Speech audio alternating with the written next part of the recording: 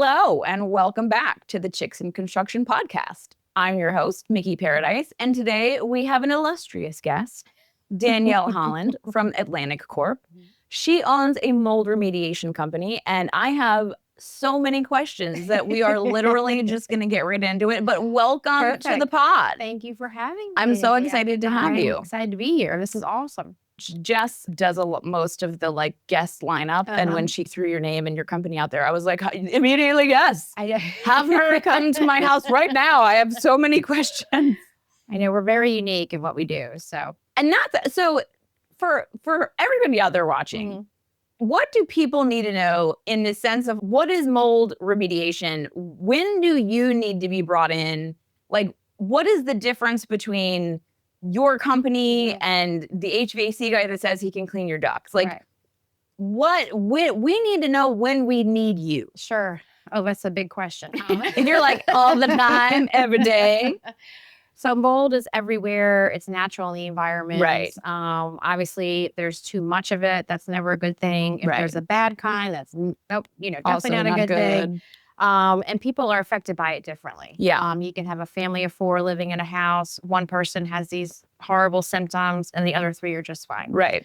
But figuring out the source of the problem and getting to it and correcting it properly is always the key. Okay. And it doesn't always have to be something where you have to freak out about it. Everything's always fixable. I very much go down the road of let's just burn the house down. Right. Like think that's probably the best course. And my husband's like, yeah, you've said it on camera now, so we're probably not going to get insurance money. No, absolutely not. And just another thing, there are companies out there that use a scare tactic like that. There's several of them. It's just so unnecessary. Yeah. It's a new subject to a lot of people. Yes. And they go down the rabbit hole. They're Googling everything. People get, scared. The internet nervous. is a scary place. Yes, absolutely. So we feel that it's so important that, to educate all of our clients, whether they, book with us or not. We feel like we have to give them the proper knowledge of what they're dealing with. So not to interrupt. No. But so let's say, this is real talk. I was diagnosed last year with Hashimoto's disease, which then my functional medicine doctor who specializes in mold tested me for this genetic marker. Turns out I'm more susceptible to mold exposure illnesses. And so then that led to a nasal swab, which I call a nasal rape kit. Yeah. You can keep that or leave it, but it was very invasive. It's like COVID. It was. I was like, this is reminiscent of early COVID days when they didn't know how far we had to go. Oh, and so then that came back with there being mold in my sinuses. Yeah, sure. And so, we've been treating it. So my specific doctor is very specific to only recommend this one guy because there's so many people out there that do this, are scammers. So she just I just use my guy, and he's in Chicago. Right. So I'm trying to do all of this long distance testing, and it doesn't make any sense. So in that case, let's say somebody in your family is diagnosed with something. They can't figure out kind of what's causing it. Sure. That's when they would call you. Would they call you after a water exposure? Would they call all of the above? So typically we get calls for clients that are having issues or allergies. And they can't figure out what it is. Okay. So, I've been to my allergist. I've done this. I've done that. I'm taking this medication. Nothing's working. Okay. I feel like it's worse when I'm here. I feel, things like that. And then we have to kind of do some investigative work and kind of figure out what the cause is. Right. Some ear testing or some swab testing. We can also do, inspections. Yeah. We can do some that are more invasive. Water loss, absolutely. That's a big one. Okay. Crawl spaces are another big one. They're like, well, we're seeing something growing on the walls, or we have a smell in this one room, or every time the AC turns on, there's an odor, or I feel like I go to sleep at night and I wake up all stuffy in the morning. Okay. It doesn't happen any other time. Or when I go on vacation, I don't have that happen. Yes. Okay. Come home and my symptoms are back. So, we have to kind of figure out what the problem is. A little bit. Sherlock Holmes up in here. I know. And it gets a little scientific with the testing and all that kind of stuff. But So let's talk about the scare tactics, Okay. because that's kind of the thing. It's obviously extreme. Like if my doctor is like, we're only going to let you use this guy based out of Chicago, it has to be because there's so many scammers out there that will just come in and be like, your house is covered in mold. So how, obviously, if you're in Raleigh, or not even Raleigh, if you're in the Triangle, what's your radius that you guys go So we out? service the whole state. Okay, you in North Kickalack, you obviously you're just gonna call like Land Corp. Okay, but for those that are outside of North Carolina, what are the things that's like what doesn't pass the sniff test, if you will, when it comes to like when somebody comes in, like what's like the red flags? Like if you're worried about mold, you're already an easy target. Right. Because you're already panicked because you've already read the internet. Yes, exactly. That's the problem. And you don't have to be, it's like I said, it's all fixable for the most part. Yeah. And you don't have to get into a situation where, burn your house down. As long as it's done properly, the remediation process is done properly and it's diagnosed properly. Like I said, it's all fixable. You don't have to panic. But it's scary because it's people are trying to navigate it when you're talking about people's health or their children's health. It's a thing. Very. It's a very sensitive subject. And like I said, there is a lot of misinformation out there. But as far as selecting, I think the right company is do your due diligence. Okay. If they say they're certified, verify. How can you verify that? So there's no federal licensing for this industry, and there absolutely should be. 100%. There's only 2 states that have it, Texas and Florida. Texas of all places. I know. And you can be a wild ass GC but without a license, but you need a license to do mold remediation. That's shocking. But it's a good thing because this is what, keeps the scammers out. And the people that don't know what they're doing. Right. From coming in and making a situation so much worse. Right. I would, check, verify their certifications. Certifications is key. You want to have as many as possible. Is there like a best certification? Like the mold guy that my doctor had me have a very spicy priced meeting with. I was like, I'm sorry, how much per hour? Oh, yeah. Okay. That's nice. I mean, he had a lot of letters behind his name, so I'm like, I guess you're worth it. But is there like a specific certification that somebody has that you're like, this is the primo certification? So there's several. And again, it kind of depends on, there's some that are geared more towards ones that have a niche in, insurance recovery. Some that have a niche more residential. But typically, like IICRC is always a good one. IICRC. And we'll put this in the show notes if we can remember to put them in the show notes, but we're going to try to put these in the show notes. So IICRC. IICRC. And the biggest thing too, I think, is just, verify their insurance information, verify their certificates, look at their reviews, ask for referrals. Things along that nature. Yeah. If they did your neighbor's house, ask your neighbor, something like that. So many people out there that are not qualified to do this. And it takes years and years and years of experience to know exactly how to do it properly. This is, this is our 20th year. Oh, wow. Congrats. Congrats. So really, I think that might be the telling thing. Like, not like we don't want to like give startups a chance, but when you're dealing with mold in your house, you might not want to give a startup a chance. I'm not like you be you, but that level of experience. So if you've been in the game for 10, 20 years. And I think also, I know you said you guys do a lot of stuff. Okay, well, like a lot of stuff mold related or just a lot of stuff? Because like if an HVAC company also does mold remediation, I'm kind of like, Right. So with us, we do basically everything with mold and water. That is our expertise. My husband is the owner also, and we call him the water whisperer. Like there's nothing he can't figure out. You have to, and again, this just comes with years and years of experience of doing drainage and crawl spaces and commercial properties and waterproofing and all that fun stuff. Love that. You have to really know how it all works. And our goal is to fix it right the first time, so you never have a problem to go into. It takes 10,000 hours to become an expert. True story. That's what Malcolm Gladwell says. Yeah, absolutely. So, and it's true. And there's, we still have situations where, something's kind of unique or out of the ordinary. We're like, all right.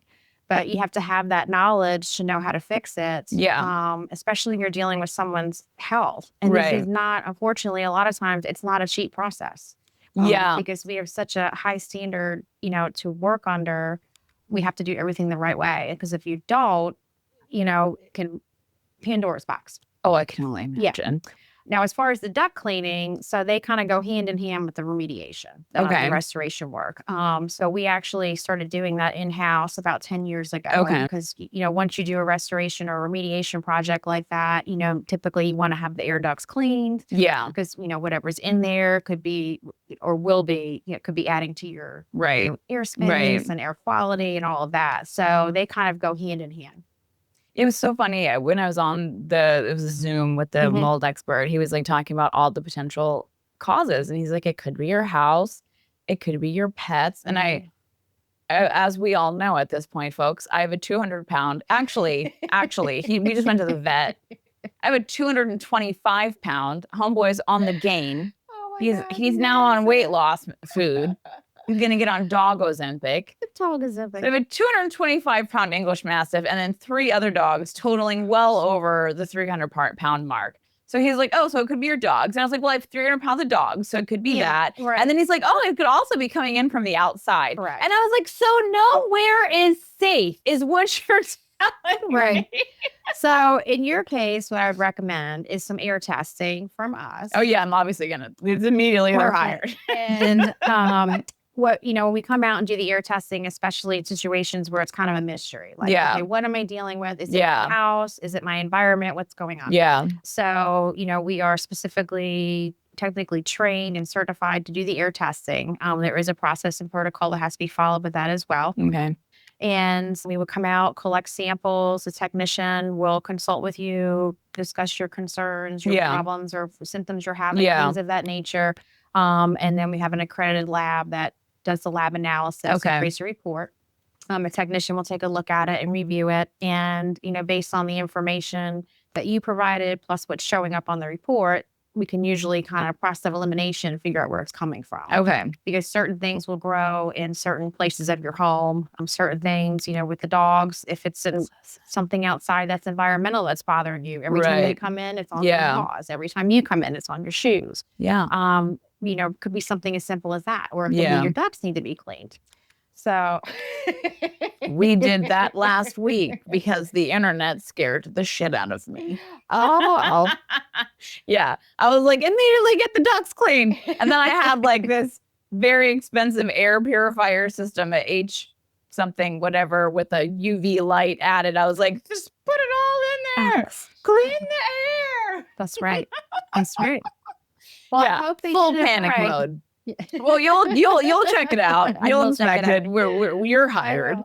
So what kind of experiences have you had where people have you had experiences where people have hired other people and then come to you after? Like, awful. Walk me through it's bad. some homeowner horror stories, if you will. Absolutely. The process is not cheap for us or for the client. Yeah. Say, for example, this has happened many times before. Crawl spaces in North Carolina are notorious for having elevated moisture, high humidity just because of the climate that we live in. Yeah.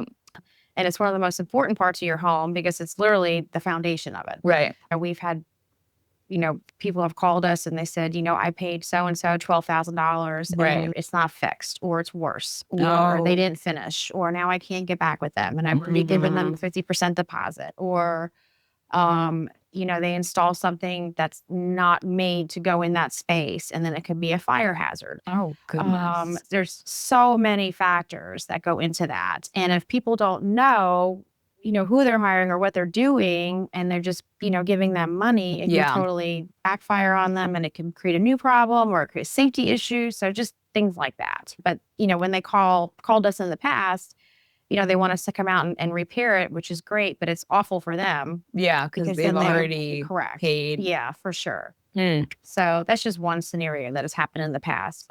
everybody out there is watching. I'm sure they're thinking a million things, but one of them I'm sure is, okay, well, how do I know whether, like, when to have my crawl space tested? How do I know, when or at what point to have my ducts checked or when to have my air, like, just willy-nilly? Or is it like, what's your So recommendation? usually with crawl spaces, they're kind of out of sight, out of mind. Right. They usually don't rear their ugly head until there's a real estate transaction. Right.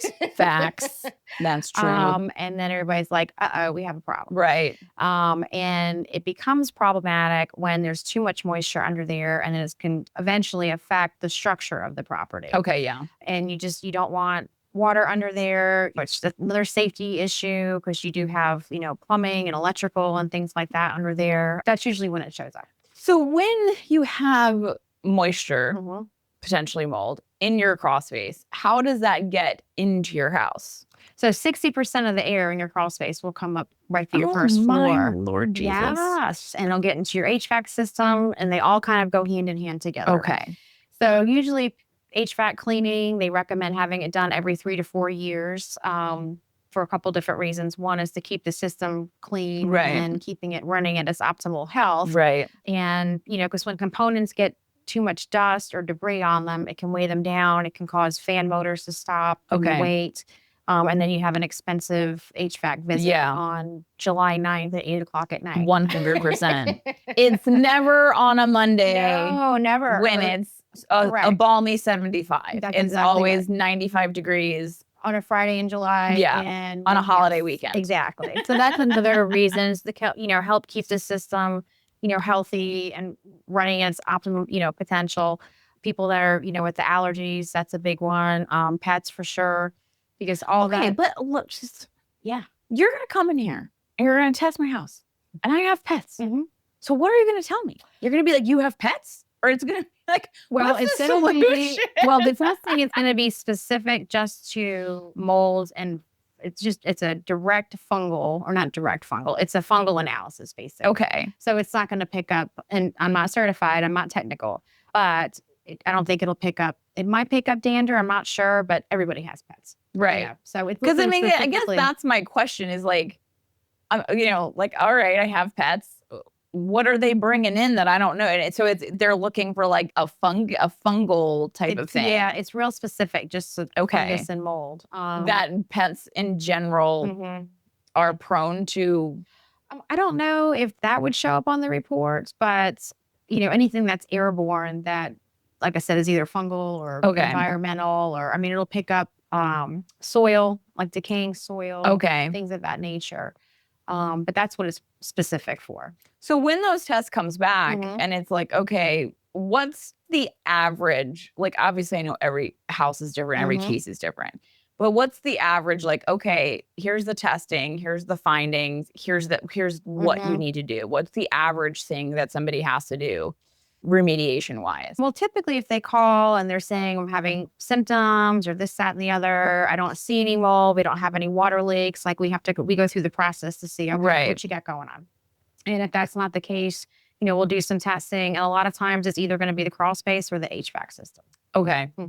Okay. Depending on what we find, what their symptoms are, things of that nature. So once you do a visual and you look around in the crawl, you look at the duct system, you do the air testing, kind of piece it all together and say, okay, well, this is what we think the problem is. Okay. And this is how we would recommend, rectifying it.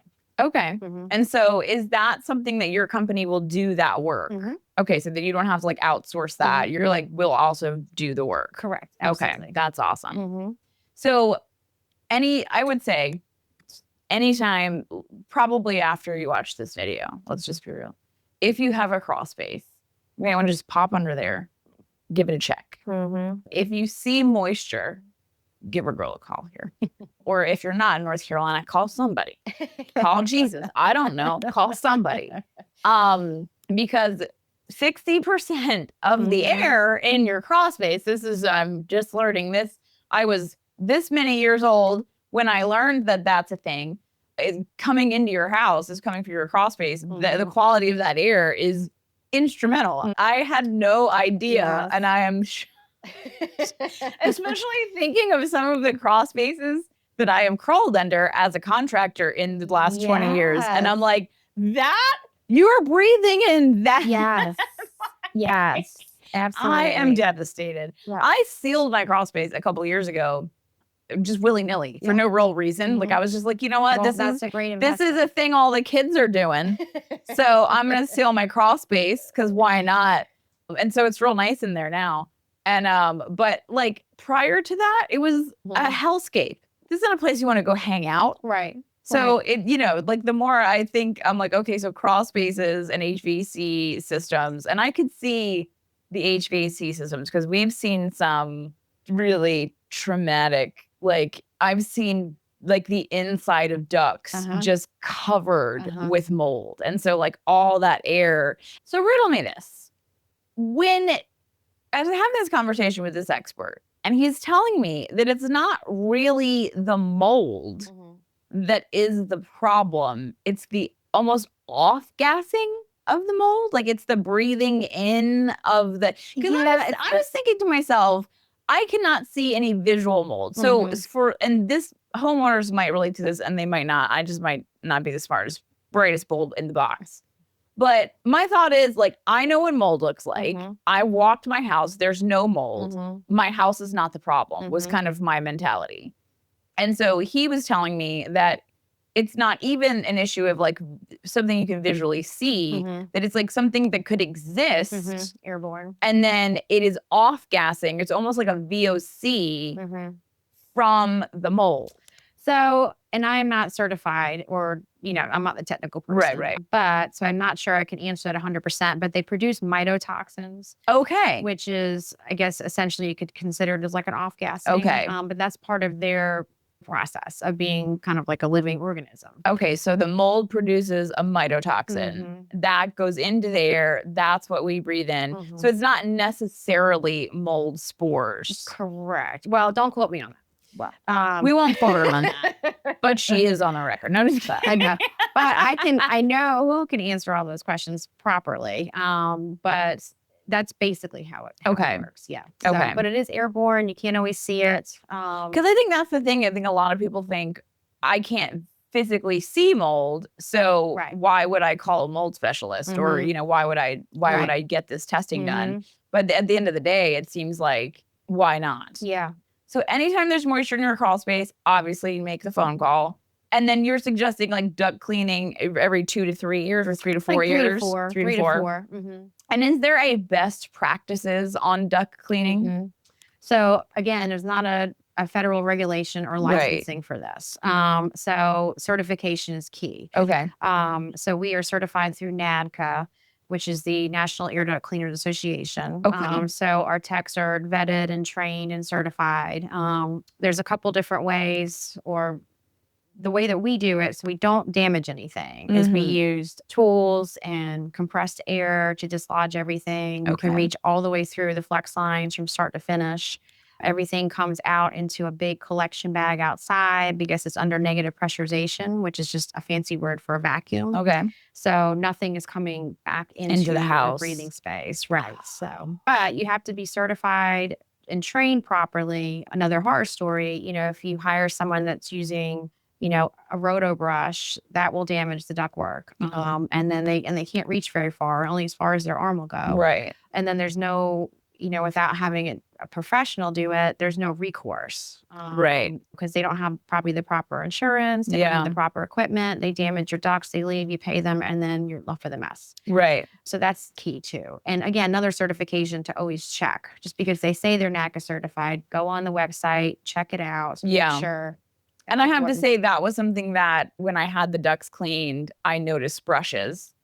I wasn't here for the whole process because I was like, you know, terrified of like, you know, just like airborne, you know, worst case scenario, I'm going to die. It's just like, my brain already half functions thanks to this like fun little thing I have going on. I'm like, I can't lose the other half. So I wasn't here for it, but I saw brushes. And then when I was doing a little bit more research, they started talking about like, do not use brushes. And I was like, it's like, okay, but people don't know. Consumers don't know. Y'all, I'm a chick in construction and I don't know this. So I think that's really valuable information. Like understanding that using those, it kind of looked like, and listen, don't judge me right now. It looked like a giant toilet brush. I was just gonna say that. Yeah. Like a toilet one. Yeah, Yep. it looked like a toilet one. Mhm. Yep. And to me, I didn't think anything of it, but when I read about the compressed air, I was like, oh, that makes more sense. Like, but again, you don't know what you Right. don't know. So Exactly. because you're watching this episode, now you know when you need to get your ducts cleaned, you don't want the roto brushes, you don't want the toilet wand thing, you want compressed Correct. air. Correct.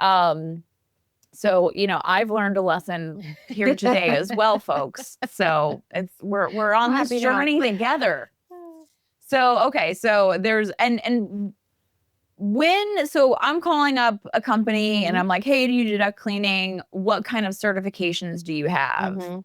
And is it possible for you to like compile a list of for us that we can sort Sure. under the show notes? And Yeah. for real, we'll put these in the show notes. Absolutely. That people Sure. can be like, okay, these are the certifications that really, Sure, that you recommend. because it seems like there's a lot, Mhm. and Sure. everybody's certified in something Right. by somebody, Mhm. and everybody's certification is the best, Right. And it's like, okay, I just think that's very confusing for homeowners, Oh, especially absolutely. because there is no like Yeah. regulation on it. Right. It's like I can just be like, yeah, so listen, I went to this class. It was a day class. I'm certified now. Mhm. I clean your ducts. Yes, and I think there are things like that out I there, believe which it. is kind of scary. Yeah, no, it's there's things like that Yeah, for passing that the is- general contractor's license in North Carolina. And I'm like, oh wait, so I studied for like 75 hours, but I could have just taken a class for a day. Yeah, right, exactly. But your HVAC system is the most expensive appliance in your home, so you have to Yeah. make sure that whoever's working on it knows what they're doing. Kind Yeah, of thing, for sure. For sure. Mhm. Okay, And so crawl spaces too. That's not a cheap process. So. do you guys work with an HVAC company, or are you an HVAC company? So we are not a licensed Okay. HVAC contractor. We are Okay. not mechanical. Okay. So we deal with lots of HVAC contractors in the area. Okay. And we do a lot of their duct cleaning for commercial, residential, new builds, things like that. Okay. Mhm. Oh, so yeah, honestly, y'all, it's been a minute since I've been in a residential new build Mhm. construction, but I see what happens Uh-huh. in The these apartment sanding complexes. and yeah. Lord have the mercy. Yes. Like you move into that house, have them ducts cleaned. Like Mhm. the shenanigans that happen while we're in there, For while the sure. heathens like myself are in there, we just want to get them ducts cleaned. Let's Well, do it. and a new build too, we have one builder that does them for all their clients because, as you know, when they're sanding floors, the vents Oh, are God, open yeah. for months and months Yeah, and months. yeah. And the HVAC system's not hooked up. Yeah. So everything that's on that floor is going into Those ducts. Yep. Yeah. And there is, sanding from the floors. Oh, yeah. Sanding from The drywall. Yeah. All of that. It's there's crazy. trash down there. There's soda cans from the Oh, yeah. people that are 100%. working. We've seen urine in them before. I Zero. mean, That's what I was yeah. talking about. Like, I didn't Yes. want to say it, Yeah. but we're not all right. Yeah. Yeah. Okay. Uh-huh. Like, there's a reason we do construction. It's because Yes. some of us weren't raised right. Jesus Christ. And it's not the chicks doing that. Oh, no. I've never caught a woman doing anything like that. It's so rare to find one. Like, Right. I will say, I had one job where they had a porta potty that was just for women. And it was the first job I'd ever seen that. And I'm like, well, that's nice. Like, they're acknowledging that we exist and that sure. porta potties are disgusting. But I mean, Well, that was nice. Yeah. it was actually quite the moment for me. I took a picture of it. I was like, guys, it's happening. Okay, so what haven't we covered? What do homeowners need to know? I just think the biggest thing is here's another thing that separates us, I think. So some companies will have salespeople. They'll hire salespeople to go out there and they work on commission. And I think those are the ones that are like, you got to burn your house, you got to move, you're going to die kind of thing. Yeah. And I think they also, what we're running into lately is people will get several estimates and they'll say, okay, how come, this one is here and this one's here and you guys are here? Like, why are they so extreme? Right. So they're either trying to oversell something or they don't have the expertise to know how to properly fix it. Right. So you have two extremes there. Right. And some companies go up to $40,000-$50,000 for a crawl space, and I don't know how they sleep at night. I'm sorry. I thought I got a mini stroke. Yes. To seal a crawl space? We've seen estimates like that in the past, and it's wild. But the salespeople, we don't have salespeople. Okay. So we have certified technicians that come out. They don't make commission like some of these other guys. I think That's really nice, actually. yes. And, there's one competitor. I think the guy used to be a furniture salesman, and now he's selling mold jobs love for that. another company. And I'm like, how do you know enough about Yeah. Because he took the day class. He took the day class, so he's up to par. But the knowledge and expertise is just so important, and not having someone that's trying to pressure you into, adding this option, adding this drainage, adding this. Let's upgrade this dehumidifier. Why would you do that? You don't need it. This is kind of a very theme. realistic approach. This is a kind of a theme. So we had on a previous episode a window company, and she had the same mentality. Anytime you're in a situation where there's that high pressure, like that should be a red flag. I agree. And so, and especially, like windows, they ain't cheap. Right. It doesn't sound like mold remediation is cheap, especially depending on how severe it is. Sure. So like anytime somebody is getting into that, like that high pressure sales, I love that you guys don't work on commission. I mean, seriously, that is such a huge. Yeah, for sure. And, and we also want them, we try to consult with our clients, and, because it can be scary and stressful and all the things. Yeah. And the last thing you want is someone trying to pressure you and signing a contract. And you're already like terrified, and you're just like, take all my money. When I found out, I was like, I'll spend $3,000 on air purifiers. I don't care. Right. I did care later, just so you guys know. But in the moment, it felt like the right decision. For sure. And you don't always need all that overkill. Like you don't always need all the extras. Yeah. We have an approach of, okay, this is the problem. This is the solution. Yeah. This is what we would recommend doing. You don't need to add this, or you can add that. It all depends on the client's needs, individual problems, that kind of stuff. Okay. So one thing I'm trying to make sure that I ask all of our guest hosts, how do you guys deal with deposits? So we do, for our larger jobs over a certain amount, we do require a 25% deposit. Okay. And is that like at time of signing contract or? Correct. And so how because let me explain to you. Sure.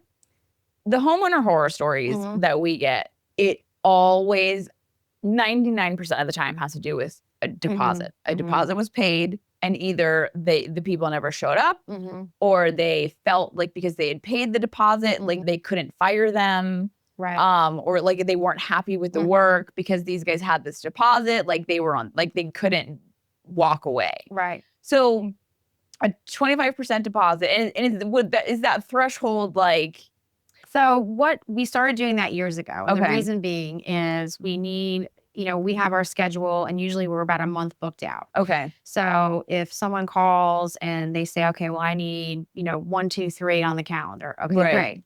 And you have to pay a deposit to hold those dates. Because in the past, this is going back 10 or 15 years ago, someone would call on a Monday morning, oh, I changed my mind. I'm not going to do the work. And then I have you had scheduled around that. Yes, and then have a crew and supplies and everybody ready to go, and they changed their mind. Okay. So, we feel like it's a little good faith on them, and have a little bit of skin in the game. Right. But the way we do it is we consult the clients throughout the process. We give them updates, and then we always schedule, especially depending on the job. But typically for like a crawl space, we'll send a technician out there when the work is complete. They'll do a walkthrough, explain how your installed system works. Okay. Go over any warranty information, any monitors that we install, and get you hooked up on Bluetooth, and just give you all the information, get all your stuff registered. And then once they're happy, they sign off on the project, and then we go from there. Okay. Okay. Is that 25% non-refundable? Well, it depends. If something falls through, and they don't start the job, or it's a real estate transaction that falls through, then obviously those go back. Yeah. Okay. Sure. So it depends on the circumstance. It's not like it's like that 25% is gone forever and ever. Right. For sure. Because that's it's what we're to hold your spot. Yeah. So we can line up the work. Because we have a crew of 5 or 6 coming out to a job, and if they have a day of no work, that's a problem, because I can't always just shift them somewhere else. Right. So that's part of the reason. Yeah, and this is just really us just asking questions and sure. kind of learning on the pod, like how deposits work. Like one of the things that we've been kind of talking about is suggesting homeowners offer putting that deposit in escrow. But I guess in your situation, that wouldn't work because if, you know, the deposit is really because if you back out at the last minute, I need that money to pay the crew that was going to be on your job that now isn't. Yeah. It is so rare that I think that's maybe happened twice in the 20 years that we've been doing it. Yeah. Okay. So that's good. Yeah, for sure. But, you know, that's why we don't, you know, some companies charge 50%. We feel like that's too much. Yeah. 25% we feel is reasonable. It doesn't cover the supplies. Right. At least gets a little skin in the game, like I said, in good faith that they're going to go through with the project. Okay. Yeah. And that's the thing is like really, we're trying to understand this from the perspective of the general contractor or the tradesperson and also the homeowner. So we don't want to like give homeowners really bad advice. We're like, don't ever pay a deposit or only put a deposit in escrow. But helping them to understand like what is a reasonable deposit, what is not. Right. And then, you know, what the reasons behind that are. For sure. So that is very helpful. For So sure. thank you for that. Well, and these are always questions too that a homeowner should ask, you know, and it should be pretty much laid out in writing in their estimate when they send it to you, or it can be discussed on site or with your office or, you know, whoever's managing that. But these are, again, good questions, you know. Yeah.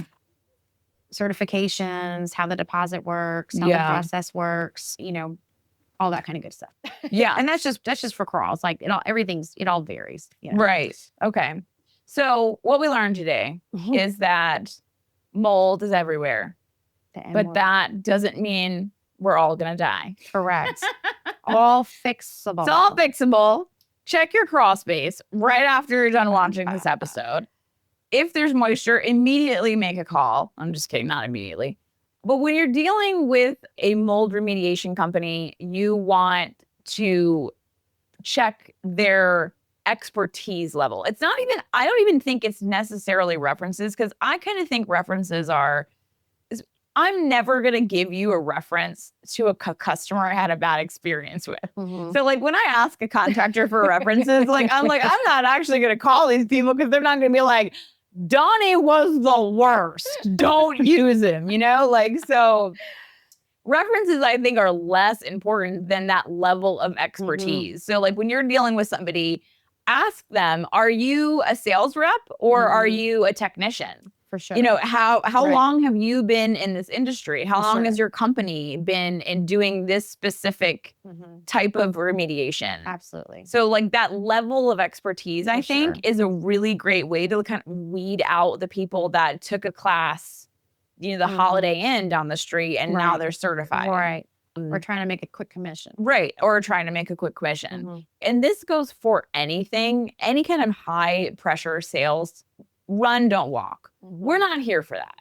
That's like, this is why car vending machines exist, because human beings hate being pressured to buy things. And yet it's like a sales tactic that is so prominent that somebody smarter than us was like, I know how I'll sell cars, a vending machine. And that's a thing now.